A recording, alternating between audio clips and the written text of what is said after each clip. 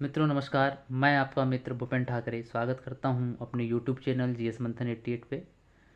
और आज का जो हमारा टॉपिक है भारतीय मंदिर शैली। मैंने इससे पहले खजुराहो के ऊपर आपसे चर्चा की थी, पिछला जो वीडियो रहा उसमें।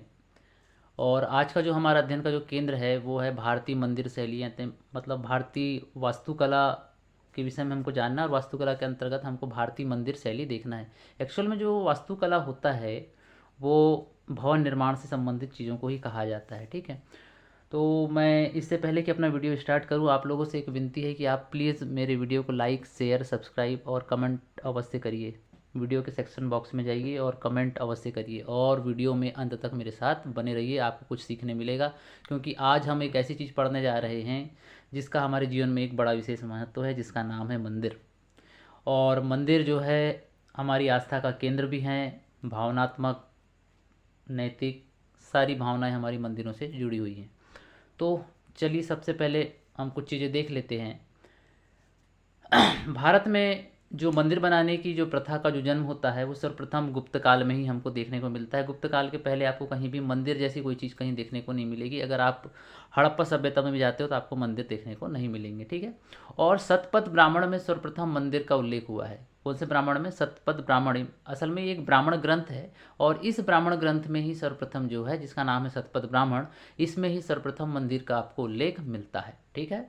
मंदिर के अन्य नाम आपको देखने को मिलेंगे। तमिल में इसको कोविल कहा जाता है, कन्नड़ में इसको देवस्थान या गुड़ी कहा जाता है, तेलुगु में इसको अलयम कहा जाता है, मलयालम में इसको क्षेत्रम कहा जाता है, अरबी और फारसी में इसको मावत कहा जाता है, चीनी फारसी में इसको सिमियाओ कहा जाता है, और सिंहली में इसको पांसल कहा जाता है। तो ये अलग अलग स्थानों के हिसाब से इसका मंदिर का अलग अलग नामकरण हुआ है, मतलब उसके क्षेत्रीयता के हिसाब से।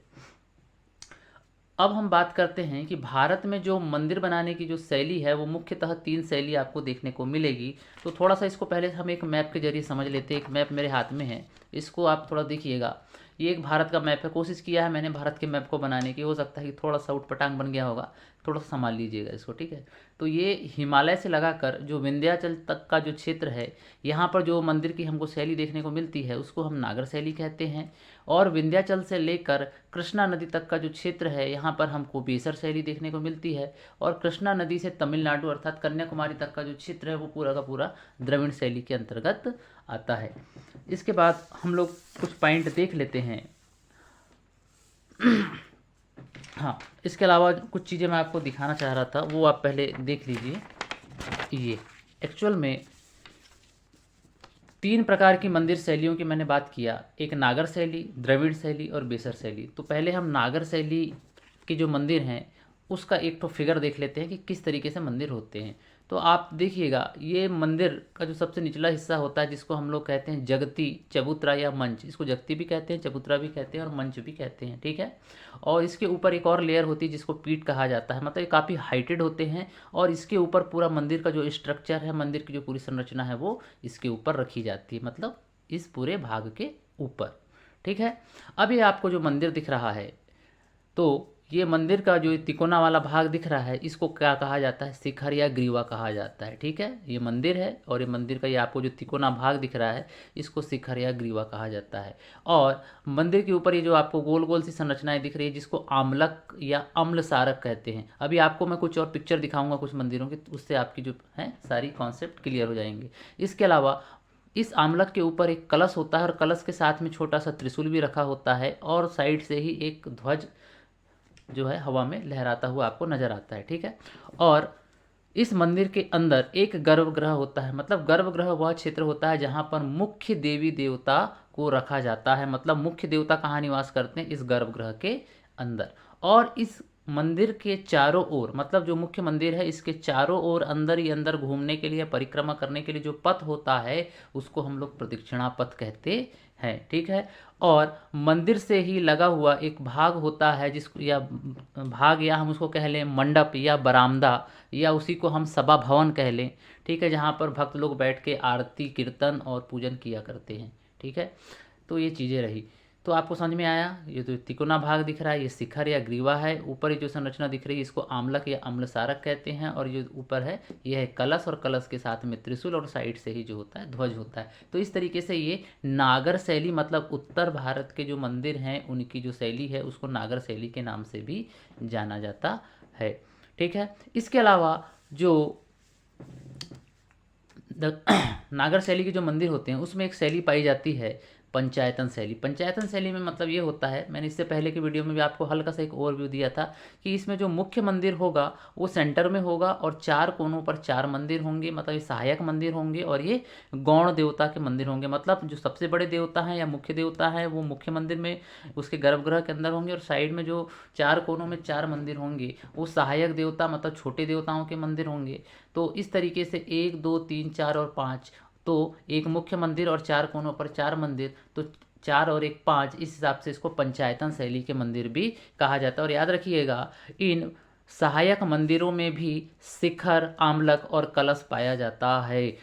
ठीक है, जबकि द्रविड़ शैली में आपको सहायक मंदिरों में शिखर, आम्लक, कलश देखने को नहीं मिलेगा। ये सबसे बड़ी विशेषता है और सबसे बड़ा अंतर है कि इसमें नागर शैली और द्रविड़ शैली में। फिलहाल हम नागर शैली की बात कर रहे हैं तो अभी हम नागर शैली पर ही बने रहते हैं। ठीक है, तो ये एक आपको आइडिया आया होगा इसको पिक्चर को देख के, क्योंकि हम भी उत्तर भारत में निवास करते हैं और हमारे यहाँ के ज़्यादातर मंदिर जो हैं वो इसी पैटर्न पर बनते हैं या इसी तरीके का इनका स्ट्रक्चर होता है। ठीक है, इसके अलावा थोड़ा सा अब हम लोग यहाँ चलते हैं। मंदिरों के पूजा ग्रह 3 प्रकार के होते हैं। एक होता है संधार या इसको सांधार किस्म भी कहते हैं, जिसमें प्रदक्षिणापथ होता है। इसके अलावा दूसरा होता है निरंधार या इसको निरंधर भी कहते हैं, मतलब इसमें प्रदक्षिणापथ नहीं पाया जाता है, मतलब मंदिर के आजू बाजू परिक्रमा करने के लिए स्थान नहीं होता। ठीक है, और एक होता है सर्वतोभद्र किस्म, मतलब हर तरफ से इसमें जो है सीढ़ियाँ होती हैं, हर तरफ से प्रवेश द्वार होता है, आप किसी भी साइड से कोई भी हिस्से से आप जो है मंदिर में प्रवेश कर सकते हैं। सर्वतो मतलब सभी जगह से, मतलब मंदिर के अंदर प्रवेश करने वाली जो एक किस्म है उसको कहते हैं सर्वतोभद्र किस्म। इसके अलावा जो गर्भगृह किसको बोलेंगे, जहाँ पर मुख्य देवी देवता की जो मूर्ति स्थापित होती है उसको गर्भगृह कहते हैं। मंडप, अब मंडप क्या होता है, 4 खंभों पर टिका हुआ मंदिर का कक्ष, ठीक है, जिसको हम लोग बरामदा कह लें, सभा भवन कह लें, उसी को ही हम जो है क्या कहते हैं, मंडप कहते हैं। और मंडप जो है ये सिर्फ कहाँ पाया जाता है, आपको नागर शैली में ही देखने को मिलेगा। इसके अलावा मंडप के और अलग अलग हिस्से जो आपको देखने को मिलेंगे वो मिलेंगे आपको द्रविड़ शैली में। इसके अलावा शिखर, मंदिर का जो शीर्ष भाग होता है, अभी आपको मैंने दिखाया, जो तिकोना भाग होता है, जो विस्तृत भाग होता है, उसी को ही क्या कहा जाता है, शिखर कहा जाता है। और इसी शिखर को दक्षिण भारत में विमान भी कहा जाता है, याद रखिएगा। और वहाँ के जो विमान या जो शिखर होते हैं वो कई खंडों में बटे होते हैं। ठीक है, इसी कारण उसको विमान कहा जाता है, और दक्षिण उत्तर भारत में इसको शिखर कहा जाता है। मतलब शिखर और विमान दोनों अलग अलग चीज़ें नहीं हैं, बल्कि एक ही चीज़ें हैं। अब वाहन, मंदिर के जो अधिष्ठाता देवता की जो सवारी होती है उसको क्या कहा जाता है, वाहन।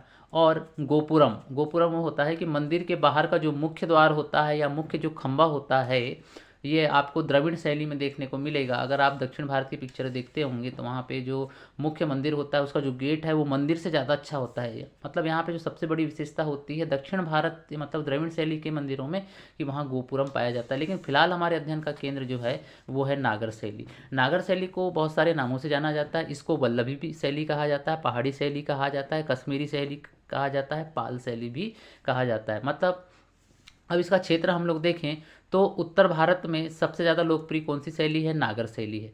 इसका जो क्षेत्र है वो हिमालय से लेकर विंध्याचल पर्वत, अभी मैंने आपको मैप के जरिए भी बताया कि हिमालय से लेकर जो विंध्याचल का जो क्षेत्र है वहाँ पर जो मंदिरों की जो शैली पाई जाती है वो है नागर शैली। और संपूर्ण मंदिर का निर्माण एक विशाल चबूतरे पर होता है। जैसे कि मैंने आपको एक चबूतरा दिखाया है ना, तो इस चबूतरे में आपने देखे कि जगती होती है और जगती के ऊपर होता है पीठ। मतलब यहाँ 2 स्ट्रक्चर पाए जाते हैं, जगती और पीठ, और उसके ऊपर पूरा का पूरा मंदिर का स्ट्रक्चर खड़ा होता है। ठीक है, उसके अलावा शिखर, जो नागर शैली के जो मंदिर होते हैं, शिखर का जो गुंबद होता है वो कैसा होता है, घुमावदार होता है। घुमावदार मतलब आप ये देख पा रहे होंगे कि जो गुंबद है ये यहीं से ऐसा घूम जा रहा है। ठीक है, एकदम फ्लैट है और उसके बाद ये ऊपर जाके सकरा होता है। ठीक है, तो इसी को कहते हैं क्या कि मंदिर का जो गुंबद घुमावदार होता है। इसके जो शिखर होते हैं कैसे होते हैं, घुमावदार होते हैं। अब नागर शैली को रेखी शैली भी कहा जाता है, इसको ओडिशा शैली भी कहा जाता है, खजुराहो शैली भी कहा जाता है और सोलंकी शैली के नाम से भी जाना जाता है। इसके अलावा जो है पंचायतन शैली युक्त होते हैं, मतलब यहाँ पर एक मुख्य मंदिर होता है और उस मुख्य मंदिर के चार कोनों पर चार मंदिर होते हैं, मतलब ये पंचायतन शैली के मंदिर आपको नागर शैली में देखने को मिलेंगे, अर्थात उत्तर भारत के मंदिरों में ये चीज़ें आपको देखने को मिलेंगी। उसके अलावा जो है प्रदक्षिणा जो पथ होता है, मतलब मंदिर के आजू बाजू जो घूमने की जगह होती है वो भी चारों ओर से बाउंड्री से कवर होती है, मतलब परकोटे से वो घिरी होती है। ठीक है। ऊंची जगती या पीठ अधिष्ठान, ठीक है, ऊंची जगती पीठ पाया जाता है किस में, ये पाया जाता है नागर शैली में। अधिष्ठान नहीं होता, याद रखिएगा, अधिष्ठान जो होता है वो दक्षिण भारत की शैली अर्थात द्रविड़ शैली में होता है। इसके अलावा गोपुरम, जलाशय और चार दीवारों का अभाव होता है। ठीक है। किन किन चीज़ों का अभाव होता है कि जो गोपुरम होते हैं और जलाशय, इसका क्या होता है यहाँ पर अभाव होता है। गोपुरम का मतलब समझ गए कि मतलब मुख्य द्वार या मुख्य जो गेट होता है मंदिर का, जो कि दक्षिण भारत में हमको देखने को मिलता है, वहाँ पर जो है ये पाया जाता है, लेकिन ये नागर शैली में ये चीज़ें नदारत आपको मिलेगी। जलाशय नहीं पाया जाता मंदिर के आसपास, अधिकतर आप लोग नागर शैली में देखेंगे, क्योंकि जो नागर शैली मतलब उत्तर भारत की शैली है और उत्तर भारत में बहुत सारी जो नदियाँ हैं और ख़ासतौर पर यहाँ पे गंगा यमुना जो तंत्र है वो मुख्य रूप से बहुत सिंचित क्षेत्र माना जाता है इन नदियों के कारण। इसी कारण यहाँ पर पानी की कोई कमी नहीं होती, इस कारण जो है मंदिर के आजू बाजू कोई तालाब या जलाशय नहीं बनाया जाता। ठीक है। इसके अलावा जो मंदिर जो है, मंदिर को चारों ओर से जो है चार दीवारी से नहीं घेरा जाता, ये एक चीज़ है। हाँ, हम किसको घेरते हैं, प्रदक्षिणा पथ जो है ये ढका होता है, घिरा होता है बाउंड्री वॉल से, लेकिन जो पूरा मंदिर है ये चार दीवारी से घिरा नहीं होता। ठीक। गर्भगृह सबसे ऊंचे शिखर के एकदम नीचे, गर्भगृह कहाँ होगा, अब आपको मैं बता रहा हूँ। ये देखिए जो शिखर है, शिखर के एकदम, ये शिखर का एकदम सेंटर पॉइंट है, इसके जस्ट नीचे पे आपको मिलेगा गर्भगृह, मतलब इस शिखर के जस्ट नीचे का जो भाग आपको देखने को मिलेगा यह गर्भगृह होगा और इसी गर्भगृह के अंदर मुख्य देवता निवास करते हैं या उनकी मूर्ति होती है। ठीक है। इसके अलावा जो प्रदक्षिणा पथ है वो ढका हुआ, ये पॉइंट 2 बार लिखा जा चुका है। इसके अलावा गंगा और यमुना की मूर्तियां भी आपको यहाँ के मंदिरों में देखने को मिल जाएगी और ये मंदिर होता है चतुष्कोणी, मतलब चार कोण वाला ये मंदिर होता है और इसका जो शिखर होता है वो कम ऊंचा होता है। और जो नागर शैली होती है इसको हम लोग रेखी शैली इसलिए कहते हैं क्योंकि इनके जो मंदिर का जो शिखर होता है, ये जो शिखर है आप जो शिखर देख पा रहे हैं, ये शिखर की जो हाइट होती है वो ज़्यादा नहीं होती, क्योंकि ये ऑलरेडी बहुत ऊंचे चबूतरे पे बनाया जाता है, जिसके कारण इसकी हाइट काफ़ी कम रखी जाती है और हाइट कम होने से इसकी चौड़ाई बढ़ा दी जाती है। याद रखेंगे जो उत्तर भारत के जो मंदिर होंगे, नागर शैली के मंदिर होंगे, वो चौड़ाई में ज़्यादा होंगे लेकिन इनकी शिखर की ऊंचाई कम होगी, ये सबसे बड़ी विशेषता है। इसी शैली को हम कहते हैं, अगर शिखर कम ऊंचा हो और मंदिर ज़्यादा चौड़ा हो, ऐसी शैली को हम रेखी शैली कहते हैं। जबकि शिखर ऊंचा हो और मंदिर की चौड़ाई कम हो, वैसी शैली को हम फमसाना शैली कहते हैं। अभी मैं आपको बताऊंगा फमसाना शैली के बारे में। ठीक है। इसके अलावा थोड़ा सा हम लोग और चीज़ें देख लेते हैं।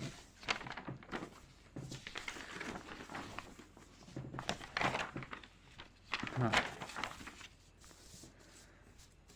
हाँ, भारत में अगर हम लोग देखें नागर शैली के कुछ प्रमुख मंदिर हैं तो कंदरिया महादेव का मंदिर जो है खजुराहो मध्य प्रदेश में है, जिसको चंदेल शासक धंगदेव ने बनवाया था। अभी मैं आपको पिक्चर भी दिखाऊंगा उसकी। लक्ष्मण मंदिर खजुराहो में है मध्य प्रदेश में। इसके अलावा मोढेरा का सूर्य मंदिर गुजरात में है, सोलंकी शासकों ने इसको बनवाया था। विमल शाही मंदिर गुजरात में है, ये भी नागर शैली का मंदिर है। लिंगराज मंदिर ये भी उड़ीसा में है। कोणार्क का सूर्य मंदिर उड़ीसा में है। कटारमल सूर्य मंदिर ये उत्तराखंड में है। पुरी जगन्नाथ मंदिर ये उड़ीसा में है। मुक्तेश्वर मंदिर ओडिशा, और इसी को मुक्तेश्वर मंदिर को ओडिशा वास्तुकला का रत्न भी कहा जाता है। ये पॉइंट मैंने अलग से यहाँ पे नोट कर दिया है। कश्मीर का जो मार्तंड मंदिर है, जिसका निर्माण ललितादित्य मुक्तापिंड ने करवाया था, है ना, तो ये मंदिर बड़ा फेमस मंदिर है कश्मीर का मार्तंड मंदिर, ये इस पर भी नागर शैली का प्रभाव है। भीतरगांव का जो मंदिर है ये कानपुर में है। दशावतार मंदिर ये झांसी में है। ओसिया का जैन मंदिर, ठीक है, ये उड़ीसा में है।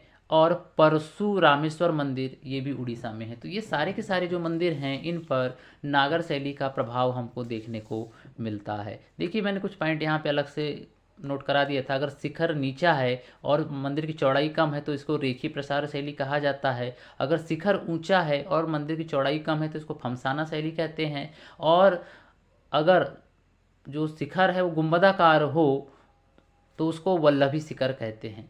तो इस चीज़ को आप लोग याद रखेंगे, ये थोड़ी सी चीज़ें हैं।